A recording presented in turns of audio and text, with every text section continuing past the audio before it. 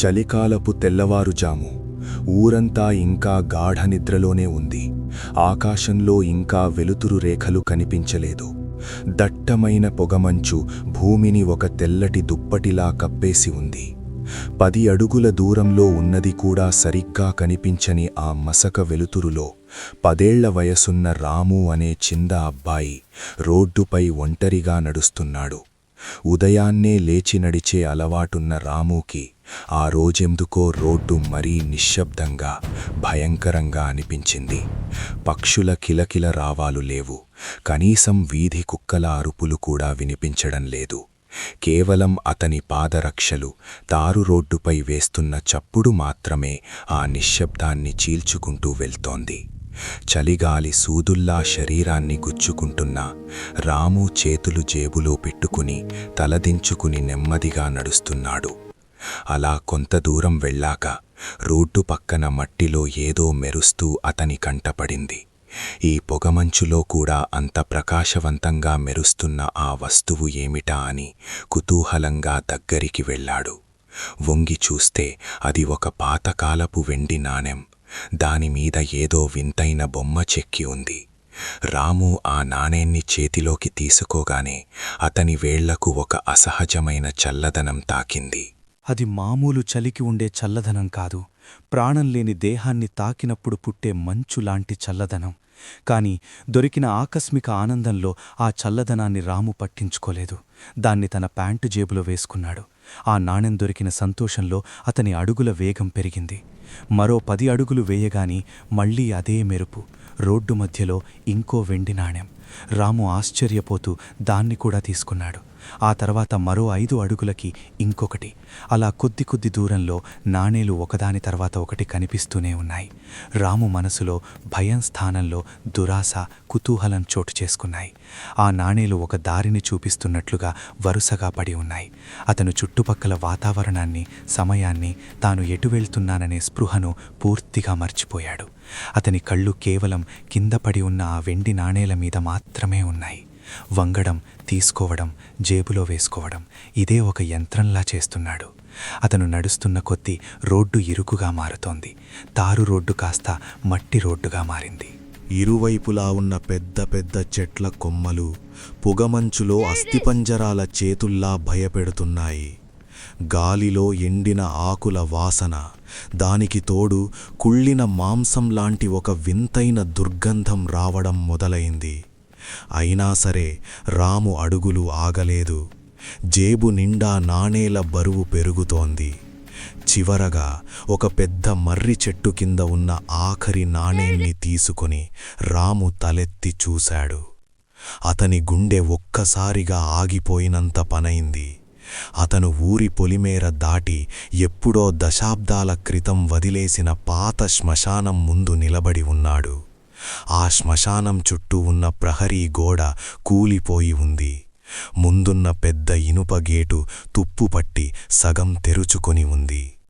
లోపల పగిలిపోయిన సమాధులు, పిచ్చి మొక్కలతో ఆ ప్రదేశం అత్యంత భయానకంగా ఉంది. రాము వెనక్కి తిరిగి పారిపోవాలి అనుకున్నాడు. కాని అతని కాళ్ళు కదలలేదు. ఎవరో అదృశ్య శక్తులు అతని కాళ్లను భూమికి కట్టేసినట్లుగా అనిపించింది. అప్పుడే అతని జేబులో ఉన్న నాణేలు అసాధారణంగా బరువెక్కాయి. ఆ బరువుకి అతని ప్యాంటు కిందికి జారుతున్నట్లు అనిపించింది. నాణేల నుండి వస్తున్న చల్లదనం ఇప్పుడు ఒక గట్టకట్టే మంచులా మారి అతని తొడలను దహించడం మొదలుపెట్టింది. రాము భయంతో వణుకుతూ తన జేబులోంచి చేతులు బయటకు తీయడానికి ప్రయత్నించాడు. కాని అతని చేతులు కూడా బిగుసుకుపోయాయి. అకస్మాత్తుగా ఆ శ్మశానం లోపలి నుండి ఒక గాలివాటం లాంటి శబ్దం వినిపించింది. పగిలిన సమాధుల వెనుక నుండి చీకటి ఆకారాలు నెమ్మదిగా పైకి లేవడం రాము చూశాడు. అవి మనుషుల ఆకారాలే కాని వాటికి శరీరాలు లేవు. కేవలం నల్లటి పొగతో కూడిన నీడల్లా ఉన్నాయి. వాటి కళ్ల స్థానంలో ఎర్రటి నిప్పు కణికలు మెరుస్తున్నాయి. ఆ మృతాత్మలు గాలిలో తేలుతూ నెమ్మదిగా రాము వైపు రావడం మొదలుపెట్టాయి. వాటి నుండి ఒక భయంకరమైన గుసగుసల శబ్దం వినిపిస్తోంది. మావి, అవి మావి, మా నాణేలు మాకిచ్చేయి అంటూ ఆ గొంతులు రాము చెవుల్లో మారుమోగాయి. రాము గట్టిగా అరవడానికి నోరు తెరిచాడు, కాని అతని గొంతులోంచి ఒక్క శబ్దం కూడా బయటకు రాలేదు. ఒక మృతాత్మ రాము ముందుకు వచ్చి తన పొగలాంటి చేతిని రాము జేబులోకి పోనిచ్చింది. అది ఒక్క నాణెన్ని బయటకు తీయగానే రాము ఎడమకాలు మోకాలి వరకు గాలిలో కలిసిపోయి అదృశ్యమైంది.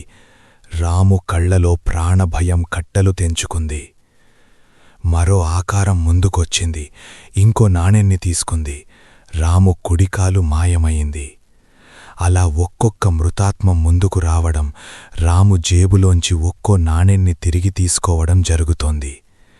నాణెం బయటకు వచ్చిన ప్రతిసారి రాము శరీరంలోని ఒక్కో భాగం పొగమంచులో కలిసిపోతూ అదృశ్యమవుతోంది.